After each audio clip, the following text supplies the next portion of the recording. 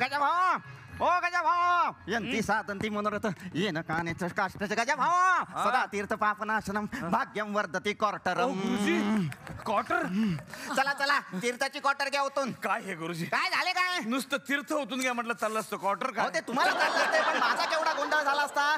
हजारो घरांमध्ये तीर्थ पोचवावी लागतात, याचे त्याला आणि त्याचं ह्याला गेले म्हणजे टोईंग करून मला काशीला जावं लागेल. काय बोलताय तुम्ही? म्हणजे गुरुजी तुमची तर फारच पंचायत होत असेल. पंचायत म्हणजे केवढी ती पंचायत. त्यामुळे ना बिझनेस स्ट्रॅटेजीच बदलून टाकली. Business strategy? हा, माणसांचे फोटो क्वार्टर बरोबर काढले की घोळ होत नाही माझा.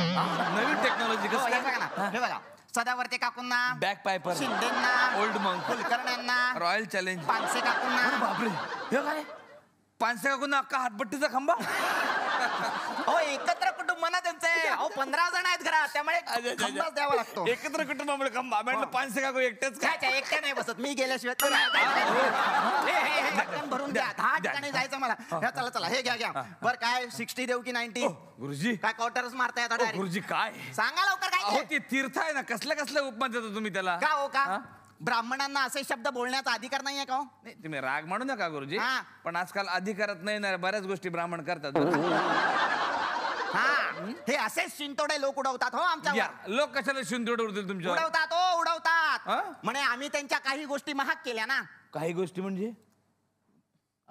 बोला बोला बोला, तोंडात मोठ्यानं बोला. अच्छा अच्छा अच्छा, म्हणजे तुम्ही गुरुजी असल्यामुळे तोंडानं मटण हा शब्द उच्चारत नाही का? तुम्ही तरी का उच्चारताय मटण हा शब्द? अहो लहानपणापासून मी कधी नाही म्हटले मटण, आणि तुम्ही माझ्या तोंडावर म्हणताय मटण. तुम्हाला समजण्यासाठी म्हटलं मी मटण. नका हो सारखं सारखं ते मटण म्हणू तुम्ही. घेतलेत ना तीर्थ तुम्ही? चला चला चला चला. दोन घरची देव कार्य आटपतो आणि मग तिथे जातो. आधी जर तिकडे गेलो ना तर ढेकणे काकू 2 तास खाता तो माझा. चला चला. अहो आमचे कुटुंब कसे चालायचे त्याशिवाय? केवढं ते कुटुंब तुमचं? केवढं म्हणजे? केवढं म्हटलं कुटुंब तुमचं? म्हणजे काय? अपत्य वगैरे काय तुम्हाला? मुलगी आहे, तिचं नाव काय म्हटलं? अच्छा, नाव विचारलेत. बघा कसं आहे, कित्येक लोक आपल्या मुलीचे नाव पूर्वा ठेवतात. बंगालात गेल्या तर पश्चिमा चॅटर्जी, पश्चिमा बॅनर्जी अशी नावे असतात. उत्तरात तर खास लोकांच्या आवडीचे नाव हो. पण मी ब्राह्मण म्हणून मुलीचे नाव दक्षिणा ठेवले. मला प्रतीक्षा मॅम आणि सगळ्यांनाच हा प्रश्न विचारायचा, सुरुवात तुमच्यापासून करतो, की असे प्रसंग घडतात जेव्हा आपण एखाद्या कार्यक्रमाला जातो किंवा काही फॅन्स भेटतात, काही असे चुकीचे बोलणारे असतात, असा एखादा काही गमतीदार प्रसंग आठवतो? यांनी दामिनीचा उल्लेख केला म्हणून सांगते, त्या दरम्यान तर म्हणजे खूपच किस्से. आणि एक गृहस्थ असे आले होते, मला वाटतं यांच्या विदर्भातूनच आलेले होते. ते तर म्हणे की मी अकोल्याहून आलोय आणि तिकडे एक पोलीस खात्यात भ्रष्टाचार झाला, तर त्याच्या विरुद्ध मी आवाज उठवायचं ठरवलं आणि मी आवाज उठवला तर मला सस्पेंड केलं. तर मी म्हटलं, आणि ते सस्पेंड केलं, आणि त्यामुळे आता मी ठरवलं की यांच्या विरुद्ध लढायचं. आणि हे लढायचं मी तुमची दामिनी सिरियल बघून ठरवलं की मला लढायचं आहे. तुम्ही म्हटलं अरे वा, फार छान गोष्ट आहे, ऑल दी बेस्ट, लढा तुम्ही. तर ते म्हणे ओ ऑल दी बेस्ट वगैरे काही नाही, ही घ्या फाईल आणि चला माझ्याबरोबर कलेक्ट.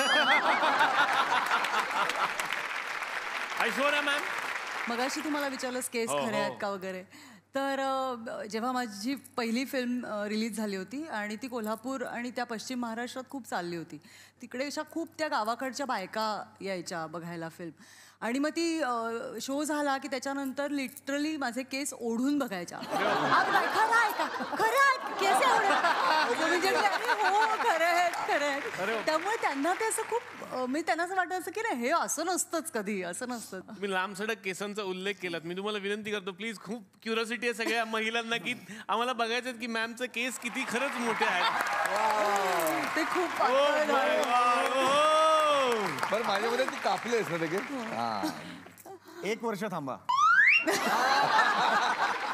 बरं तावडे सर, आपली चर्चा चालली आहे, असे काही गमतीदार किस्से घडतात का, फॅन्स भेटतात का? तुम्हाला खूप भेटत असतील सर. हा, बऱ्याच वेळा असं होतं की लहान मुलं घेऊन येतात काही लोक. हे बघ, बघितलं काकांना, तू नेहमी बघतेस ना टीव्हीवर काकांना नेहमी बघतेस ना, लहान मुलांचा चेहरा असतो,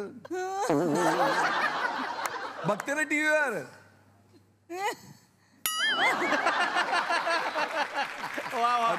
बघ काका हिला जरा.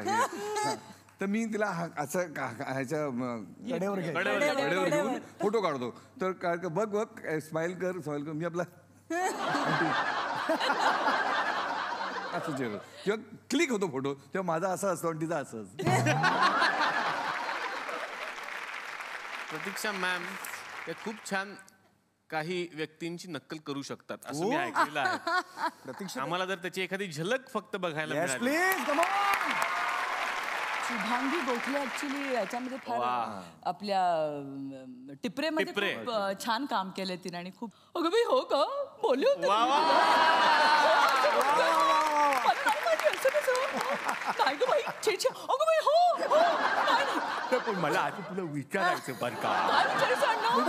प्रॉब्लेम असा की गेले 3 दिवस झाले तिकडे डबल डोल बघ डबल डोल तिकडे पण आणि त्या दिवशी मी ना हिच्याकडे गेलो होतो आणि तर मला सांगितलं तर ऐकलंच नाही. नुसतं आपलं ऐकत राहिलं तू काय बोलच ना. टीव्हीच्या माध्यमातून पहिल्यांदा लोक बघत असतील की सिरिया पण म्हातारा आणि ते पण म्हातारे.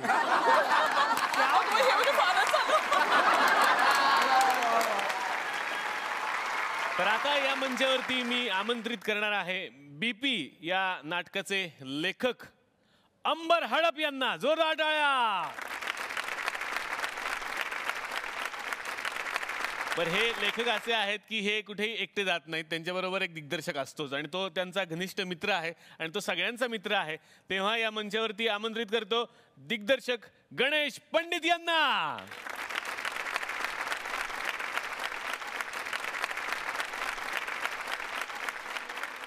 तर आता या मंचावरती मी अशा एका माणसाला आमंत्रित करणार आहे ज्यांचे मुळे खरं तर हे सगळं घडतं. अर्थातच या नाटकांचे निर्माते, भद्रकाली प्रोडक्शनचे निर्माते प्रसाद कांबळी यांना.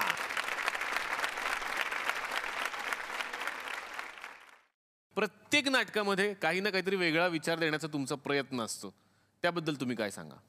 मला वाटतं की हा प्रयत्न मी नाही, पप्पांनी जेव्हा भद्रकाली प्रोडक्शन स्थापन केली होती 1982ला, तर प्रत्येक म्हणजे पप्पांची 38 नाटकं होती की ज्याच्यामध्ये सामाजिक जाणीवांचं भान होतं. म्हणजे हलकं फुलकं हे नाटक ऑलरेडी पप्पांनी केलं होतं, त्याला आपण रिवाईव्ह केलं जस्ट हलकं फुलकं या नावाने. त्याचे आता एक 100 प्रयोग होतील. पण मला असं वाटतं की जी आता कुमुद आपटे असेल, आम्ही जो कुमुद प्रभाकर आपटे असेल किंवा BP जे नाटक आहे, मला वाटतं प्रत्येक नाटकाची म्हणजे योजनाच आपण अशी केली आहे की ज्याच्यामध्ये कुठेतरी एक सामाजिक जाणीवांचं भान आहे, जे भद्रकाली प्रोडक्शन या 49 कलाकृतींमध्ये राखून आहे. आणि मला वाटतं त्या पद्धतीने चालू आहे सगळ्या गोष्टी. या नाटकाचे दिग्दर्शक गणेशजी, दोन्ही नाटकांचं दिग्दर्शन तुम्हीच केलेलं आहे, काय अनुभव? दोन्ही नाटकांची जातकुळी कम्प्लिटली वेगवेगळी आहे. BP हे कम्प्लीट वेगळ्या विषयाचं, वेगळ्या जाणीवेचं, म्हणजे वेगळ्या विषयाचं नाटक आहे, वेगळ्या पद्धतीचं नाटक आहे. आणि जस्ट हलकं फुलकं हे अख्खं वेगळ्या धाटणीचं नाटक. पण दोन्ही नाटकं करत असताना मला प्रसादकडे काम करण्याची जी मजा होती ती ही होती की एकतर तो आमच्या वयाचा आहे साधारण, आणि दुसरी गोष्ट निर्माता आहे आपल्या डोक्यावर बसलेला, ही जाणीव कधीच नव्हती. लेखक अंबर हडप यांना लेखकांमधले गजेंद्र अहिरे असं म्हणाल त्यांना हरकत नाही की एकाच वेळी एवढं सगळं काम ते करत असतात. ज्या वेळेला एकांकिका झाली, त्याच्यानंतर सिनेमा झाला, त्याच्यानंतर लोकांनी मला एक प्रश्न विचारला, पालकांनी, की तू जाम गोची केलीस आमची, मित्र बना मुलांचे असं सांगितलंस, कसं बना हे सांगितलं नाहीस. मुलांनी आम्हाला वाटेल तसे प्रश्न विचारले, ढिचॅक ढिचॅक म्हणजे काय, या प्रश्नाचं उत्तर दे तू दे लगेच दे. मी म्हटलं मी आत्ता उत्तर देत नाही, मी याच्यावरचं नाटक लिहितो त्यापेक्षा. आणि म्हणून त्या प्रश्नाचं उत्तर, जो प्रश्न BP सिनेमात सुद्धा आणि BP एकांकिकेमध्ये सुद्धा विचारला गेला होता किंवा तो राहून गेला होता, की बाकी सगळं ठीक आहे बॉस, आम्हाला हे सांग की मुलांशी बोलू कसं. नाटक तुमच्यासमोर हजर आहे, तुम्ही बघा आणि यातला एक ऑप्शन नक्की घरी येऊन जाऊ शकतो. काही रसिक प्रेक्षक असतात जे आम्हाला इथे फोन करतात आणि तुमच्याशी त्यांना बोलायचं असतं. बघूयात, नाशिकवरून एक फोन आपण घेतो. रितेश बोलतायत. हॅलो हॅलो हॅलो, बाई आहे का माणूस आहे? हा बोला. हॅलो बोला. रितेश बोलायलो, नाशिकवरून बोलतोय. बोला तुमचा प्रश्न विचारा. मला विचारायचं आहे की 130 ला काय टॉक टाइम आहे? हे बघा, कस्टमर केअर मध्ये फोन नाही लागलाय तुमचा, एक कार्यक्रम आहे, त्या कार्यक्रमात तुमचा फोन लागलाय. चला हवा येऊ द्या. कुठला म्हणला? चला हवा येऊ द्या. चला हवा येऊ द्या म्हणजे GT वर लागते तो का? हो. कोण गेस्ट कोण आलेत? गेस्ट बरेच आलेले आहेत. प्रतीक्षा मॅम आहेत, त्यानंतर ऐश्वर्या नारकर आहेत, सुनील ऐश्वर्या राय.